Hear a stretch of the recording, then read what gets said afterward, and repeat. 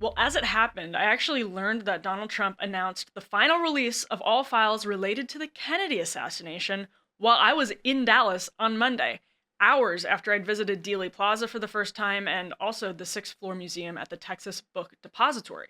All of these years later, everyday people continue flocking to the scene of the crime, and Donald Trump, ever the populist, is eager to give the public what it very clearly wants. So it came to pass that as some journalists, like Jefferson Morley, waited all day for the documents to drop, two tranches were released on the website of the National Archives on Tuesday. Kennedy experts, amateur and professional, stayed up all night sifting through them, including our guest on today's show. Just as a quick reminder, subscribe on the YouTube channel for Undercurrents, subscribe wherever you download your podcasts, and at undercurrents.tv for the full premium experience of the show. One release of those Kennedy documents at 7 p.m. included 32,000 pages and just over 1,100 PDF files. Another at 10:30 p.m. was 31,400 pages and just over 1,000 PDF files. An early analysis from the Washington Post found, quote, based on their document identification numbers, none of the files released Tuesday are new, adding, quote, most of the new material is previously redacted information that has now been unmasked. So some of those unredactions are pretty interesting, and we'll get to that in just a moment. I mentioned him earlier, but longtime journalist Jefferson Morley, a Washington Post veteran of, I believe, like 15 years, is arguably today the preeminent JFK assassination researcher. I was refreshing his feed a lot over the last 24 hours. Here's what he posted just this morning after spending hours up to his eyeballs in the documents, one of which I have in my hand here, by the way. We're going to talk about it in a second. Morley said, quote, while we continue to look through the new JFK documents, a couple of observations. First, this is a breakthrough. The absurd and suspicious redaction that have denied us the full story are, for the most part, removed. We know why JFK wanted to, quote, splinter the CIA into 1,000 pieces and scatter it to the winds. Because, as Arthur Schlesinger told him, the CIA was effectively usurping presidential authority. I'm just going to pause here and say that is what the document in my hand is related to. Morley continues, the agency censored Schlesinger's case for 6 decades to obfuscate the reality of CIA power. Schlesinger warned JFK that, quote, CIA encroachment on the traditional functions of state undermined his ability to conduct his own foreign policy independent of the CIA. And Morley then sends people to some pages in the document, again, that is in my hand. This is the 1961 Schlesinger memo that many JFK experts have been talking about. You'll likely be able to see this on your screen as well if you're watching it. And I'm going to read a bit from it as well. But this is what observers see as one of the more significant takeaways from this huge batch of documents. Now, Morley adds, quote, no, this is not a smoking gun, but that doesn't mean it's historically irrelevant. Far from it. Schlesinger's memo lays bare the origins of JFK's mistrust of the CIA, which continued for the rest of his presidency. Kennedy's suspicions were matched by CIA alienation from JFK's liberal policies. This was one cause of the assassination, Morley concluded. Here's more from ABC reporter Stephen Portnoy, which Morley also reposted. Portnoy had a very interesting thread that also deals with the Schlesinger memo. Quote, the newly declassified versions of these documents also shed light on granular details of mid-20th century espionage that the CIA had fiercely fought to keep secret. President Biden and President Trump had accepted those arguments until now. Similarly, as we just mentioned, Portnoy zeroes in on the Schlesinger memo. In a thread, Portnoy reported, again, this is the memo that is in my hand if you're watching this, quote, the full text of the 1961 Schlesinger memo, long sought by JFK researchers, show how a trusted Kennedy aide urged a reorganization of the CIA in the months after the failed Bay of Pigs invasion. More than a full page had been blacked out for more than 60 years. Why? Well, we know Schlesinger argued that the CIA's reliance on, quote, controlled American sources had been encroaching upon the traditional functions of the State Department, that the CIA may have been seeking to infiltrate the politics of America's allies, particularly France. The docs dropped last night add more specifics about the CIA's operations, namely in Mexico City, where Oswald met with Cuban and Soviet officials in September 1963. And I'm just going to stop and pause right there.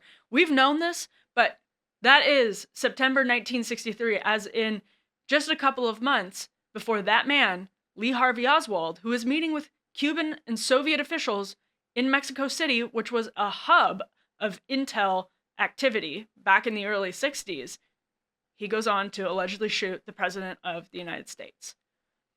So Portnoy continues, quote, "These docs reveal how the CIA tapped phones of the Cuban and Soviet diplomatic facilities, information that had been classified until now. The previously redacted pages spell out specific instructions for CIA operatives on how to wiretap, including the use of certain chemicals to create markings on telephone devices that could only be seen by other spies under UV light."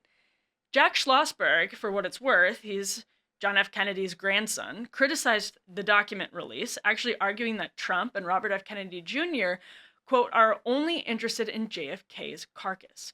These men are stealing history from present and future generations by appropriating the past for their criminal agenda. They normalize themselves in the minds of those without living memory," Schlossberg posted on X. The New York Times, I also want to mention, scanned the tranche, both of them, for Martin Luther King information and found, at least as of now, quote, "only a few dozen PDFs of the 1,100 initially released refer to King. Some describe investigations into his murder, which happened at a Memphis hotel on April 4th, 1968, coming up on the anniversary of that."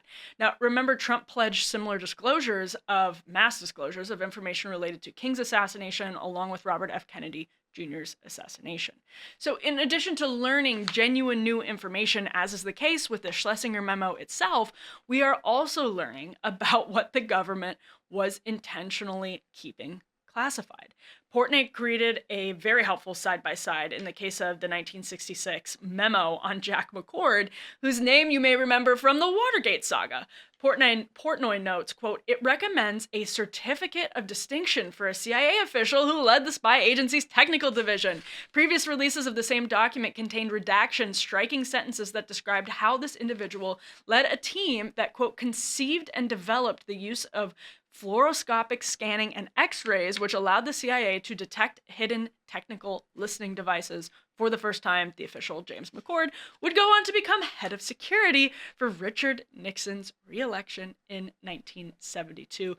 I'll also just pause to mention there, interestingly enough, we mentioned the Bay of Pigs in the context of the Schlesinger memo, because the memo comes shortly after that. Howard Hunt, you'll know the name Howard Hunt, surely, was obviously very involved via the CIA in the Bay of Pigs.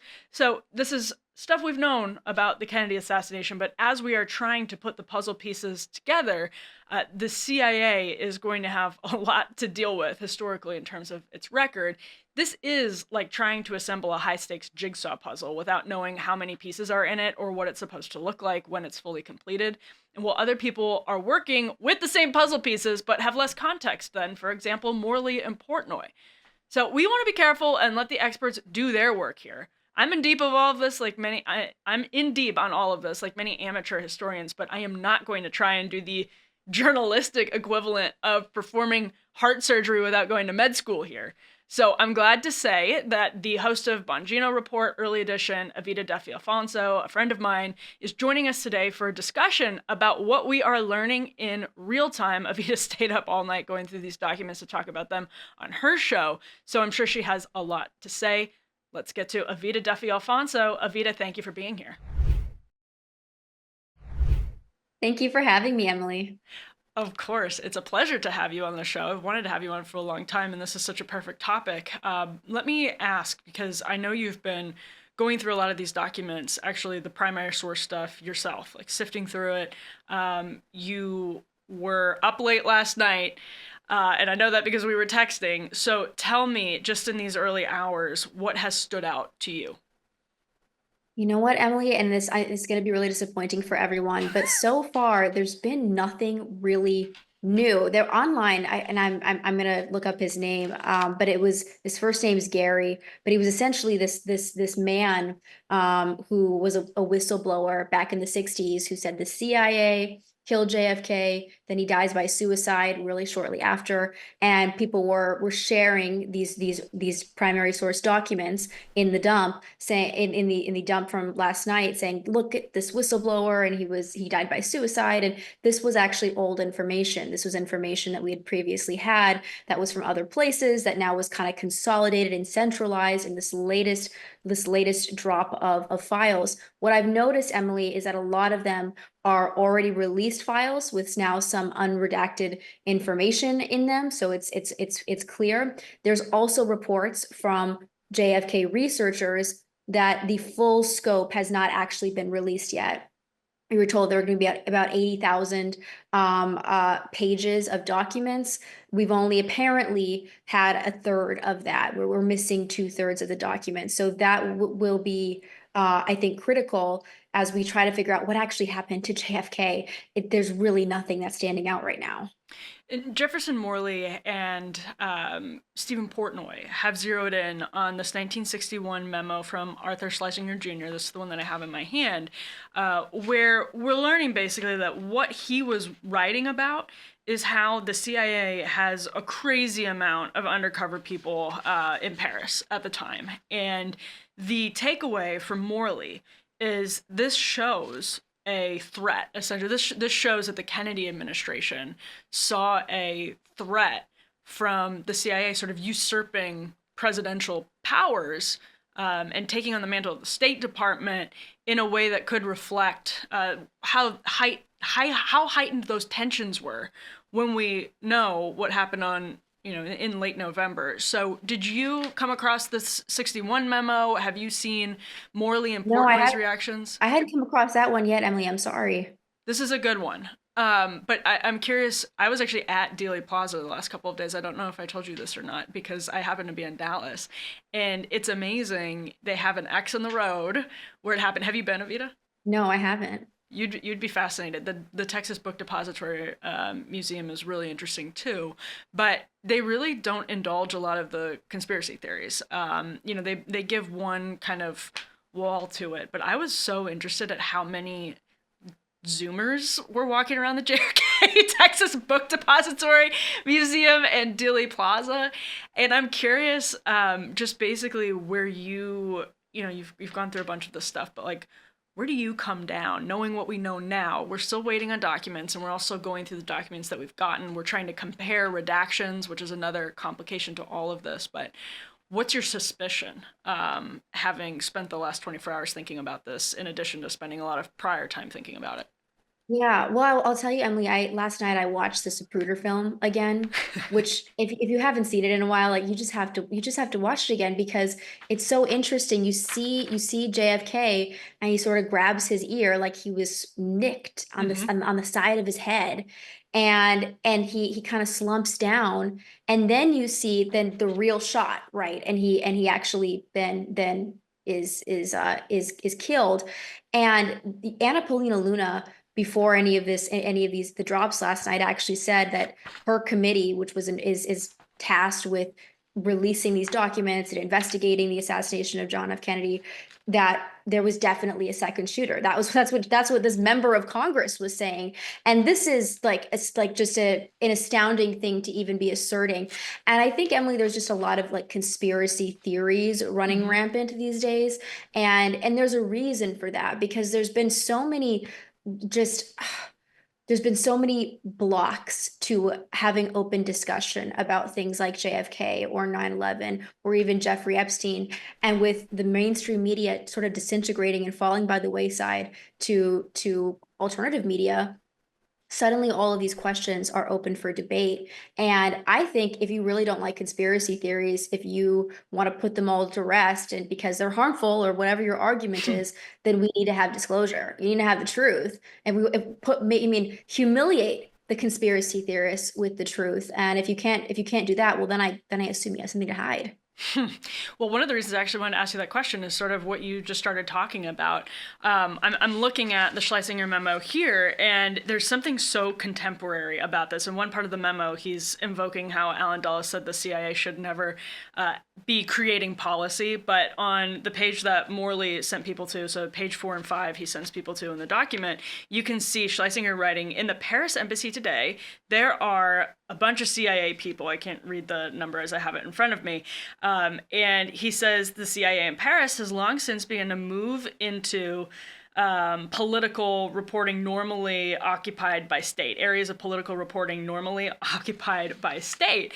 And Evita, this is so, I mean, I'm curious what you think about this, because if you're Donald Trump, or if you're Robert F. Kennedy Jr., who tried to send Amaryllis Fox Kennedy to the CIA, from reporting that we know, to oversee the release of some of these documents, if you are them, you look at the problems of 1963 and they feel incredibly contemporary, and your political coming of age was sort of in a moment when the right was reckoning with this happening to Donald Trump. This stuff is still occurring every day, is it not?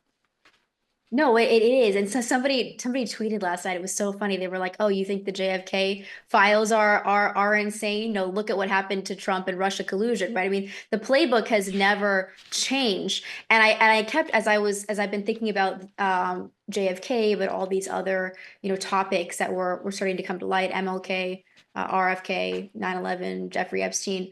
I think, especially as we look at older cases like JFK, the question isn't who, right? Because everybody's dead, or most of everybody who's Most, yeah. involved is dead. So it's not who we're protecting, it's what we're protecting. It's institutions that serve to be, I think, really harmed by the truth coming out. And of course, the intelligence apparatus is one of them, because they're still up to the same dirty tricks. And I think that's a Mike Benz phrase, right? It's all dirty tricks, and they've been doing it for years, and it hasn't stopped.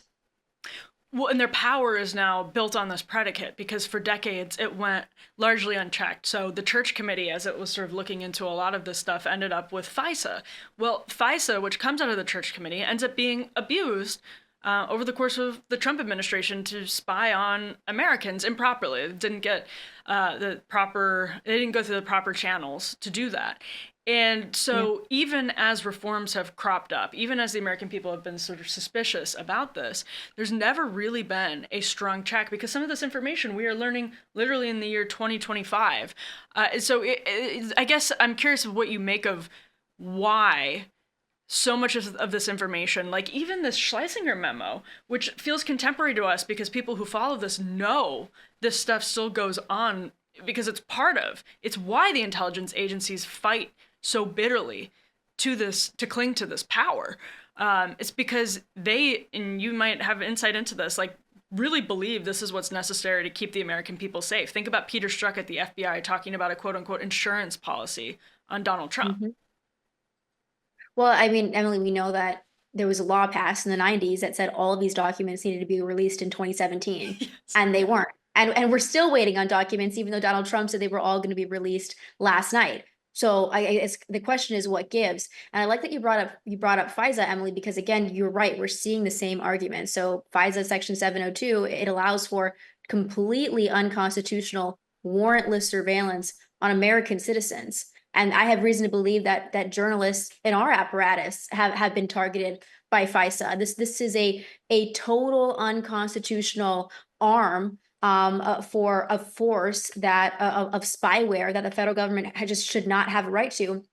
And it became a question of whether we were going to reauthorize FISA not that long ago. And for whatever reason, Mike Johnson said we have to reauthorize it. He said he had some meeting with intelligence officials, and they said, no, we have to do this to keep Americans safe. And I think that's the real through line, Emily, with all of these. The disclosure is unless we're talking about Jeffrey Epstein and the victims, they say, oh, we have to cover up for the victims. Okay, that's fine. But generally, the argument is, well, we have to keep Americans safe. This is for national security purposes. And I'm just not buying that narrative anymore. I'm done. Like we're big kids. We can handle it. Give us the information. This was from the 1960s. Like, this is years old. That's not an excuse anymore. And I don't think it's an excuse for Jeffrey Epstein or 9/11 either, but it's especially not an excuse for MLK, RFK, and JFK. And like I said, Emily, we're still waiting on documents. Hmm.